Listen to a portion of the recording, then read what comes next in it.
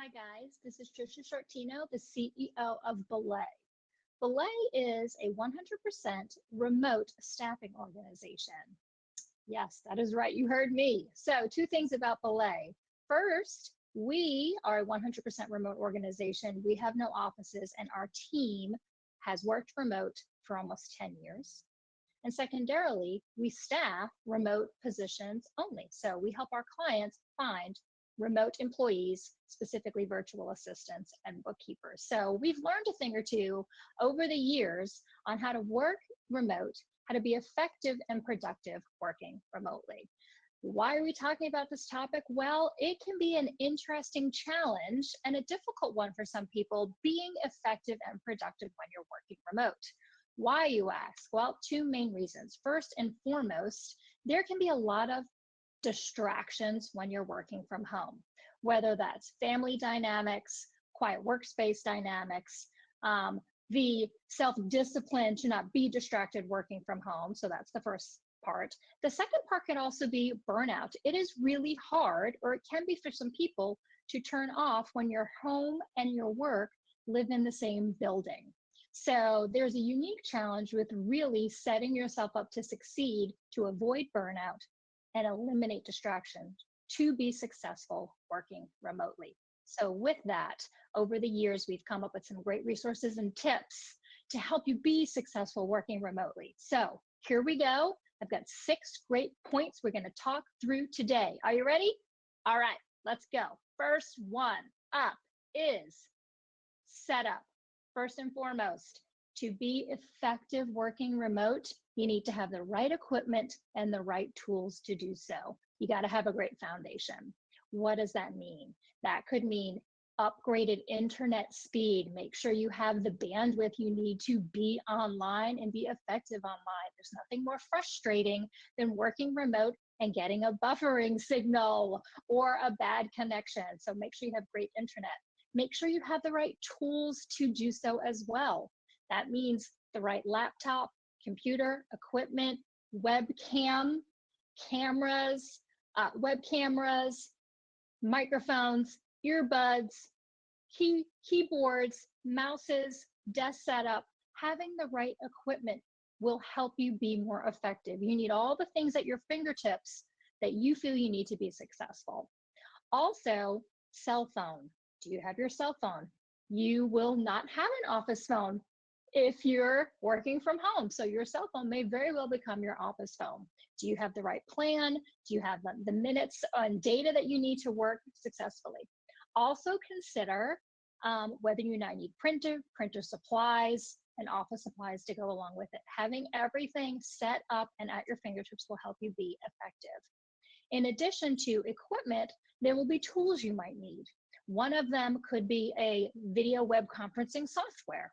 We use Zoom, but there's many other tools out there that you can use. You may need the right email provider for you and your organization. We use the G Suite application, whether that's Outlook, Microsoft, having the right email provider for you, and also tools to connect quickly, like an instant messenger feature, whether that's inside your CRM or in your tool. A lot of organizations use Slack to talk, because when you're not in person, having conversation will be necessary. You have to figure out how to have conversation online. You want to have the right tools and opportunities to have online conversations. So picking the right tools for you, as well as the right equipment to get you started, will be really relevant to you to start hitting the ground running and being effective out the gate. So build that foundation with the right tools and equipment to start. That was point number 1. Okay, part 2, you have your office set up, your tools, and you have your equipment. Now let's really talk about the entire office as it is. Having a designated office space, someplace quiet and motivating, honestly, especially if you're going to be spending a lot of time in one area of your home, you want to make sure that that area is conducive for you feeling your best and motivates you. For me, I like having joyful, bright, colorful paintings hanging on my walls. I have bookshelves, so I have access to the things I need. And I like my environment to be pleasing to my eye, soothing, calming, neutral, and clutter-free. Clutter-free desk, clutter-free office, tones that make me feel good, because I will be in my office for many hours in a day. So you can consider, what are the things that you like? Having live plants, having flowers. Is there a window in the room? Does that make you feel better to look out the window? Consider your surroundings and pick a place that for you makes you feel good about where you are, to keep you motivated throughout the day when you're working from home. So that's part 2. You've got your equipment and tools, you've got your designated office that makes you feel happy and productive. You're getting further now. Next up, tip number 3. Now you're ready to work from home. Let's start by creating some boundaries. One of the things I like to talk about is your ideal work week. Set yourself up to be successful and productive by going through a pretty rigorous time blocking exercise. It's something I do and I refresh quarterly and find it extremely effective for how I work. Here's what I mean. I map out in a given week, and for some of you that could be a 2-week rotation or a month, what are the necessary meetings that I need to be in first? What is the cadence of those meetings and the frequency? And I map them all out in my week. Then I layer on the time I know I need for the work I need to do, whether that is creating content, project management, financial review. I block in time to get the work and project things done that I know I need to accomplish in any given week, bi-weekly, or month. And you create this map and this ideal scenario of how life would look for you. That will include when you start your day and when you end your day, and breaks in between. So for me, I block 8 a.m. to 9 a.m. every morning to start up my day. That's when I'm planning out my day, creating my goals for my day, reviewing what I have to do today, starting with a gratitude journal, and starting with some initial email clean out first thing in the morning. My first meeting will then start at 9 or 9:30 every day. And I map that out for every day. I also always block at least an hour or 90 minutes for lunch. And then I have an end of day wrap up where I block time at the end of my day to finalize any emails or last minute things I need to. And I have a very clear start and end time to my day. It's very easy for that to leak and expand when you work from home, because when you leave your physical home office, the work comes with you into the kitchen, into your home, and into your life. So doing a great job to have boundaries around start time, end time, break time is really important. And making sure you can really map out your ideal scenarios, and don't forget to fit in the things that are non-meeting things, the time when you're actually going to do the work. Because what will happen is you'll overschedule yourself and then wind up limiting the time you have available to work on the business instead of in the business. So give yourself that time. Additionally, what I like to do is block time that's free time, because things come up last minute. And what you will find out, as most of you know, is you need time where the unplanned can happen, where something has come up last minute, you need to handle something, and you need to have room and a buffer in your week to allow for those things to fit into your schedule. And then last but not least, allow for the personal. My ideal work week and my work calendar include the things that I need to do as a whole person. They include family obligations, doctor appointments, personal appointments, kids' sports events, all of those things, so that everything is layered on top of each other, and it's really clear where I have room, where I have buffer, and whether or not I have overcommitted. And then I reset my ideal work week every quarter, because what I find as a business leader is that my obligations change that frequently as well. So as your obligations change, I suggest retooling your ideal work week to make sure all the things fit in to help you have a productive day with great boundaries. Okay, next up, it's time to actually have, host, participate, or run a virtual remote meeting.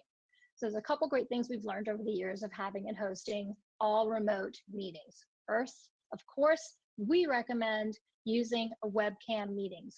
We started with conference calls way back in the day and really realized we were missing pieces and parts of people by not physically seeing them. So the next best thing was seeing them on video, just like you're seeing me here today. So we instituted a policy where our meetings, whether it's all team, small team, will be on webcam, and we mandate it. Why? Because we feel it's so important. I can read body language. I can see how engaged you are. It supports an engaged, connected team when you can see each other. So it's important for us to actually be on video with each other. So that's first and foremost. Set your meetings, use webcam. You will notice the difference going from a conference call to a webcam opportunity to be in front of your team. With that, you want these calls to be effective.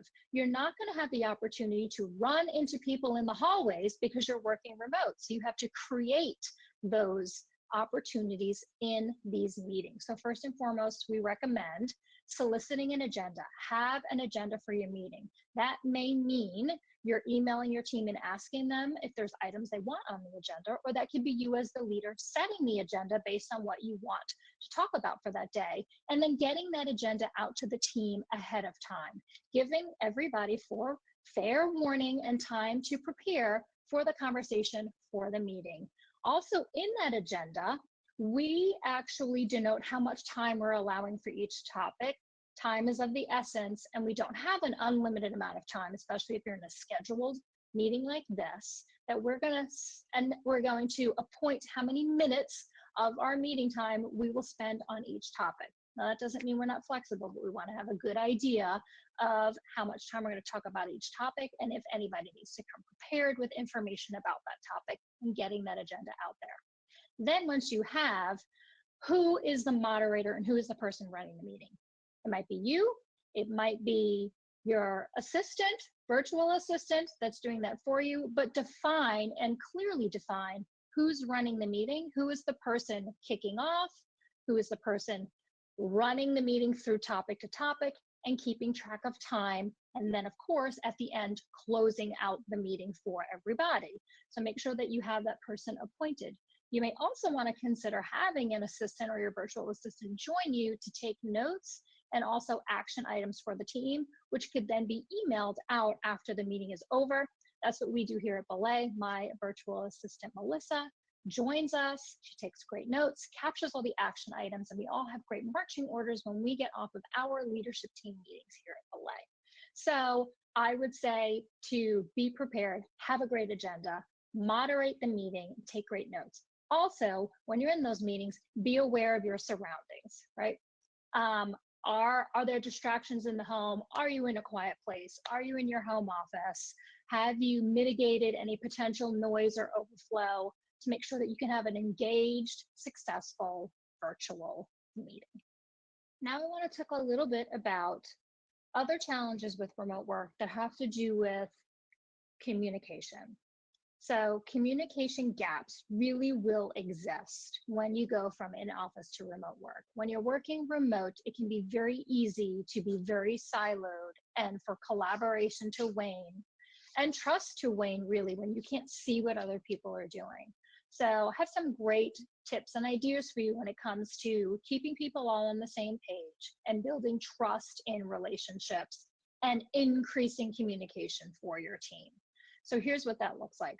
For us, increasing communication means if you think you've said something enough, you should say it probably 10 more times than you already have. So we actually have a weekly all team staff meeting. Weekly, for an hour, every Monday, we get our entire team together because we want everybody to be on the same exact page and truly understand what is happening in the organization and give them all the information they need to be equipped and armed employees of Belay.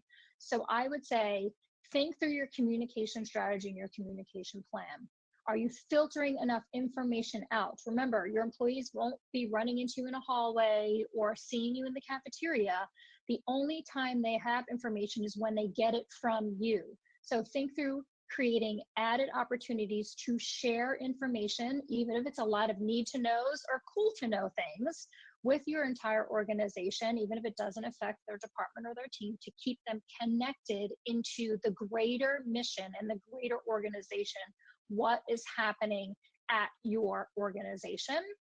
Develop that communication strategy. Like I said, we have a weekly staffing meeting. You might also consider email updates. Are there weekly email updates? Is there a monthly newsletter? Is there a client portal where your employees can go and find updates and information from you? As an organization where there's no centralized place for people to get their information, you have to create one. We do so in many ways and fashions. We do it with weekly staffing meetings, and we do it with increased communication to our team. And last but not least, let's talk about the day-to-day and shared information in the individual relationships. So you've created a great communication strategy for your global organization to make sure everybody's getting the information you need, but now you're working with individuals. We recommend doing shared weekly bigs. That's what we call them at Belay. So each team member is providing their big three for the week. What are the big items you're working on for the week? And do you need help with any of those? And who do you need help from? We share that as an intimate group. I share that with my direct reports. They share it with me. It makes it very clear for everybody to see and understand what other team members are working on. And sometimes that guides your conversations with those people, as well as your work with those people. Understanding and knowing what's sitting on other people's plates also allows a room for extending trust, extending grace, and extending empathy for everybody else. It also creates a great opportunity to seek and find out opportunities to collaborate. If you know another team member is working on a project that you're on the outskirts of and you're part of, it may increase an opportunity for you to connect offline and work with each other for increased collaboration. So we recommend doing some version within certain sub-teams, sharing what your big goals are for the week on Monday, so that the team can really work well with each other and understand each other's workload and plate. In addition to that, depending on your relationship with the employees or the team members, there's an opportunity for doing an end of week wrap up as well.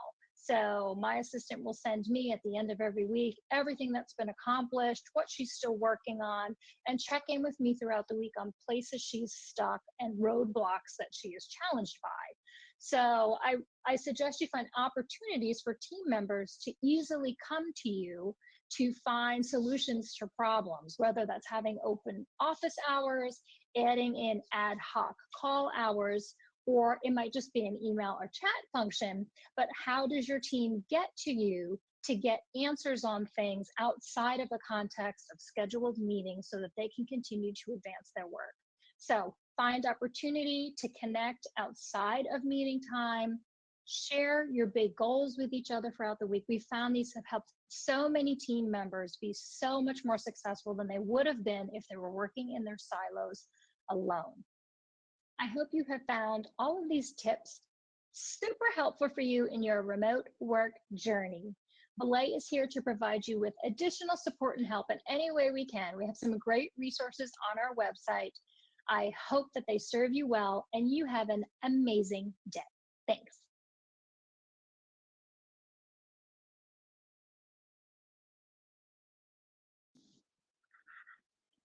All right, so it's time to share our thoughts and questions.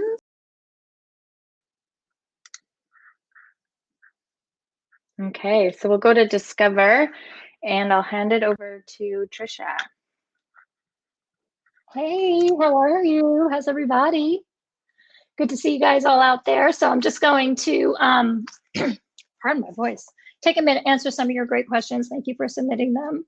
First, I'm going to start with, okay, so what are some of the tools and things you use to connect that are non-related work topics, water cooler talk, if you will. So the first thing I'll say is we actually devote certain communication channels to that specifically. For example, we use, and a lot of companies use Slack for just impromptu communication channels that would be outside of email or outside of a formal meeting. We use Chatter, which is a function inside Salesforce that allows you the same kind of capability. We actually create a channel for the non-work related items. So we have a couple channels that are different topics. Some are just sharing the good, if you will, where people can just drop good nuggets or great things that happened. We've actually had channels devoted to wellness, people sharing, maybe there's a workout regimen they're using or a diet or sharing recipes. So I think if you create places where people can go to have non-work related talk and chatter, it allows for people to connect on that level. Another thing we also do is we actually schedule virtual happy hours, if you will, that are non-work related topics. So we sometimes do a breakfast coffee talk, if you will, in the morning, where it's before the workday starts. We come with no agenda and everybody can just bring a cup of coffee and say hey and ask how everybody's doing, share a joke, and allow for some just personal connection. And we've also done it at the end of the day where you can do a virtual happy hour. We actually have one this week on Wednesday at 4 o'clock.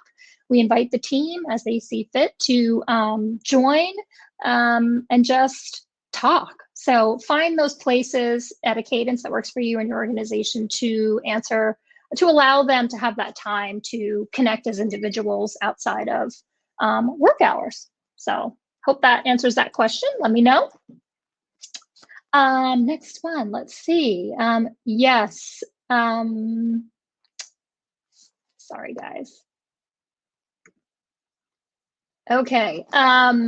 What do you do if you feel like your productivity is wearing off? That is a great question. I think that it can be very seasonal how we feel. I know these days, people probably feel less productive than they did before coronavirus.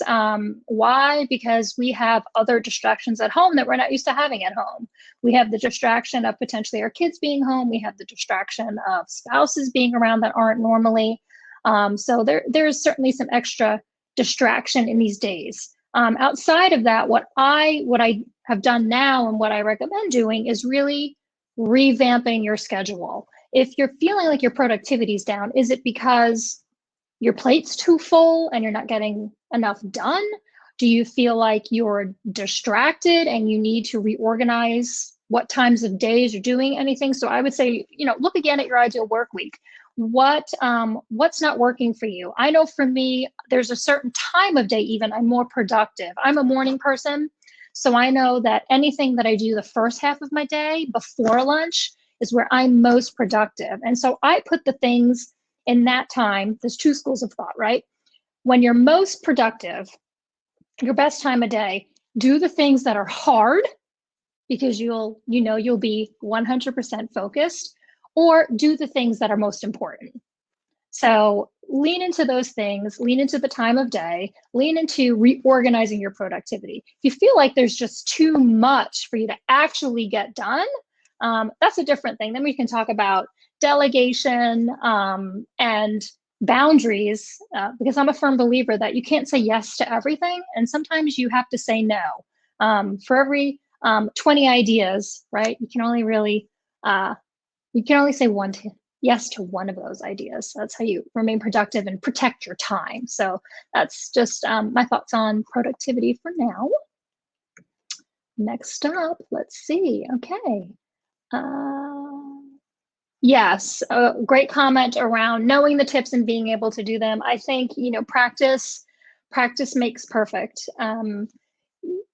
You can say all these things and they all make sense. It makes sense to get on video. It makes sense to have an office that you feel comfortable in and that you have good surroundings. It makes sense to have an agenda for a meeting and all those things, but that doesn't mean it's all going to go smoothly. And it certainly doesn't mean that we're any good at them. So practice makes perfect. But I think if you just keep to your rhythm, you will find that you actually can become really good. I believe that things like this, leading remote, working remote, these are all skills we learn, and the longer we do them and the more frequently we do them, the better we get at them. Next question, pending thoughts.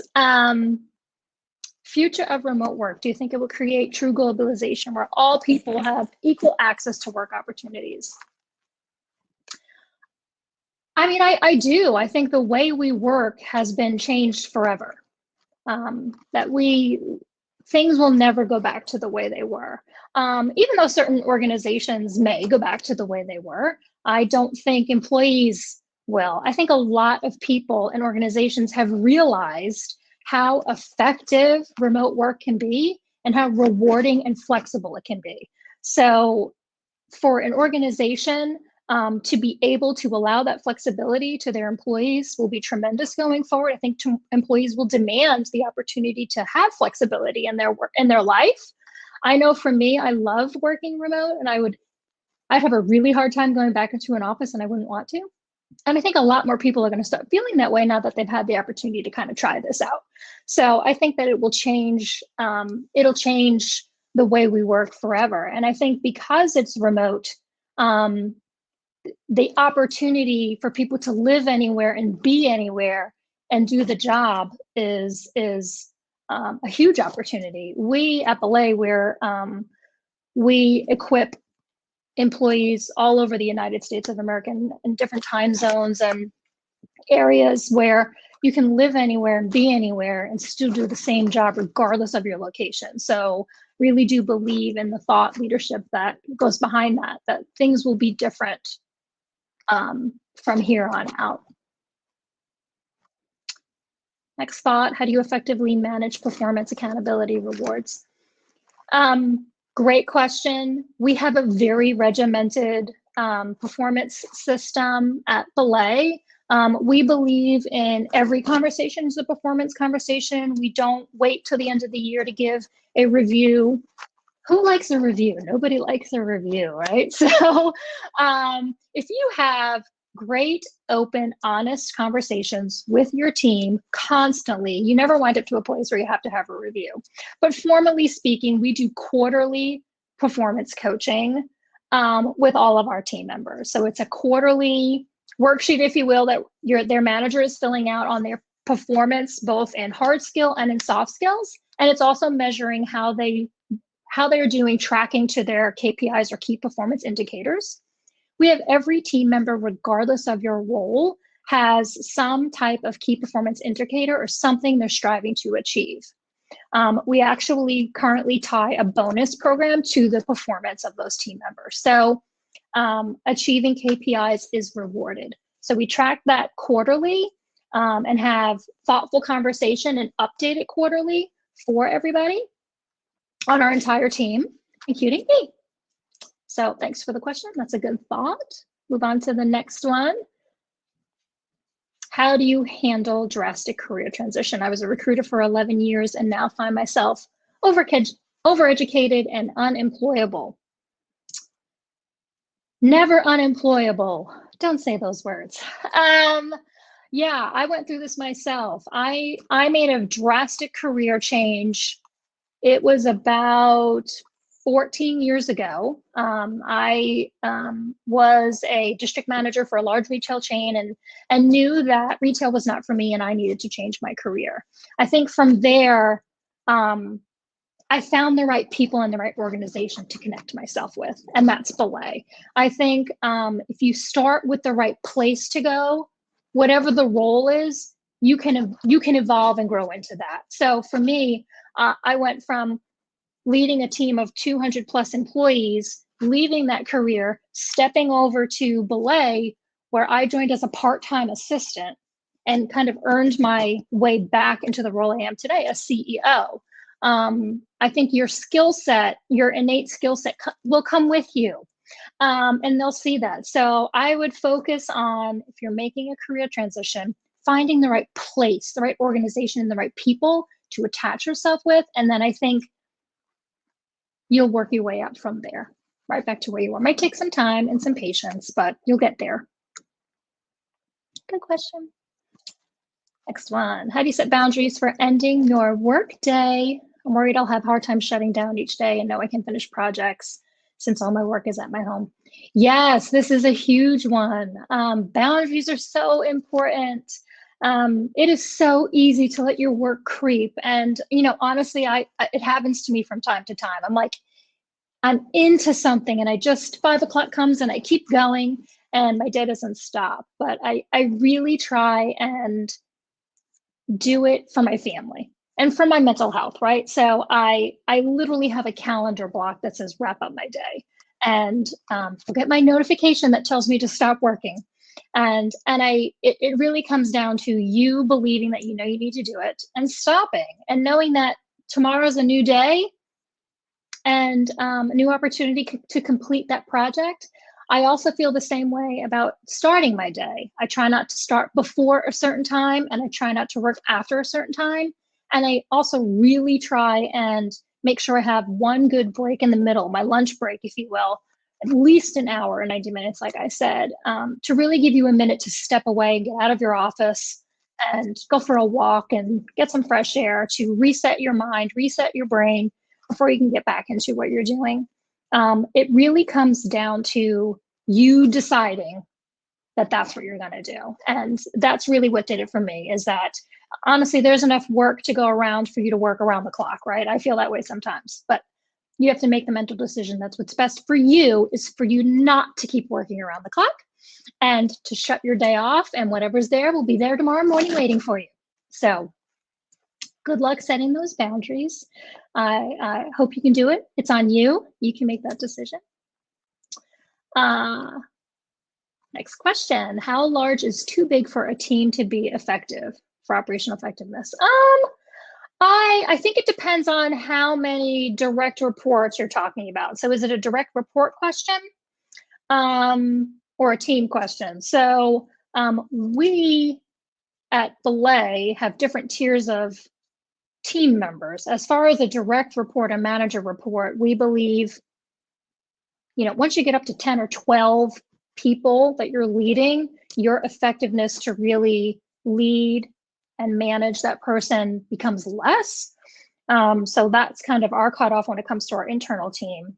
However, our account management team, our client success consultants can have 50 to 100 relationships that they oversee. So I think as far as team leadership, we try and keep our team small because we believe in going deep with our team. We really invest in our employees and want to give them the best of us and the most of us.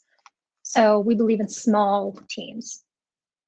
And then as far as overall team size, the largest team we have is our client success consultant team. That team is about 30 people, but it's under 4 different managers. So it's broken down into groups of 6 people. So I hope that helps answer that question on team size. Let's see, we have tried having roles during meetings, but consistently have been a real problem. Some meetings have note takers, some don't. How do you use consistency with that? So we actually just define which meetings need a note taker and which don't, because some really don't. That'll be up to what the intention is of the meeting and the group of the meeting. So when we're having leadership team meetings where we know we're making decisions and we actually want to document our decisions and there's a lot of action items, for those types of meetings, we have somebody join and take notes for us because there's always a takeaway. Some other meetings are just update meetings, small team meetings where managers are meeting with their teams and it's more just check-ins. Those meetings we don't always take notes for. So I think it depends on what the outcome of those meetings are. If there's takeaways and action items from a meeting, I think it serves you well to have somebody take notes. If it's more of a brainstorming or an update meeting where there's not really a takeaway from it, then I think you can consider maybe not having somebody join to take notes. Okay. Last but not least, what tools have you found to be most effective and efficient? What works for you? So last but not least, tools we use a lot. Our favorite of the year is Salesforce. Salesforce and Zoom, I would say we hang our hats on. We were using Zoom before Zoom was cool. Can I say that? Yeah, video webcam is very, very important. We've been using it for years and years and years. We know being able to see people is so important. Relying on conference calls and call-ins is great for quick conversations, but seeing your people, being in front of them as best as you can is so important to us. And then Salesforce, we use that to manage our sales funnels and our communication, internal communication. We have a great chatter channel in there. So it's a really, really important tool for us as a global team to stay connected and to watch our prospects and clients kind of go through the process of Belay and keep vision on them. So those, I would say, are our two biggest tools today.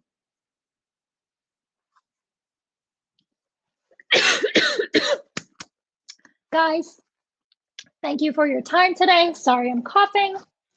It was great to be with you. Good luck in your remote journey. Bye.